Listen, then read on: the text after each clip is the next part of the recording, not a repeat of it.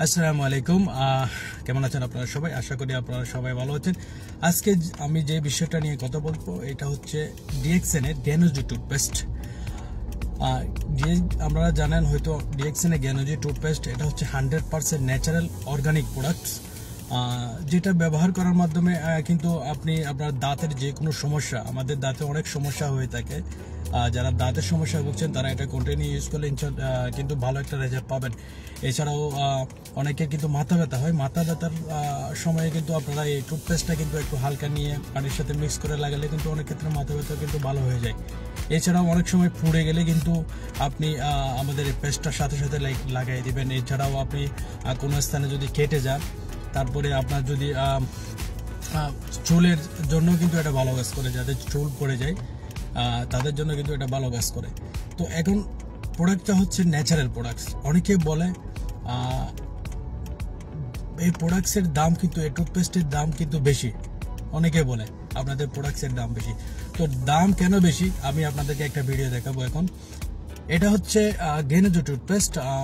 এটা হচ্ছে 175 গ্রাম, 150 গ্রাম এই টুথপেস্ট। এটার দাম বর্তমানে দুবাইয়ের মূল্য হিসাবে আপনাকে 24 দিরহাম আসবে। তো আমি আপনাকে আরেকটা ভিডিও দেখাচ্ছি। আমি আজকে একটা সুপার মার্কেটে গেলাম, ওখানে দেখলাম যে অন্য অন্য যেগুলো ভালো মানের টুথপেস্ট এগুলোর দাম কত। তো আমি আপনাদেরকে দেখাচ্ছি। হ্যাঁ দেখেন, এটা হচ্ছে সেন্সোডেনের টুথপেস্ট, যেটার প্রাইস আমি দেখলাম 39 দিরহামস। আর এটা হচ্ছে 75 গ্রামস এটার মধ্যে। তাহলে আপনি দেখেন যেগুলা ভালো জিনিস সেগুলার অবশ্যই গুণগত মান যেগুলার ভালো সেগুলা প্রাইসও বেশি থাকবে সব সময়। আপনি আর একটা দেখেন যে এখানে কোলগেটের ওইখানে আপনার রেট দেওয়া আছে 33 দিরহামস। তাইলে এখন ডিপেন্ড করতেছে আপনি যদি ভালো মানের জিনিস ইউজ করেন তাহলে আপনাকে অবশ্যই বেশি পে করতে হবে।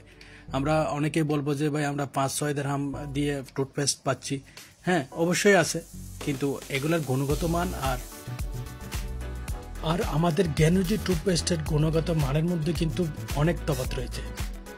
তো আমি আপনাদের সাজেস্ট করব আপনারা একবার হলেও গ্যানোজি টুথপেস্টটা আপনারা ব্যবহার করে দেখেন।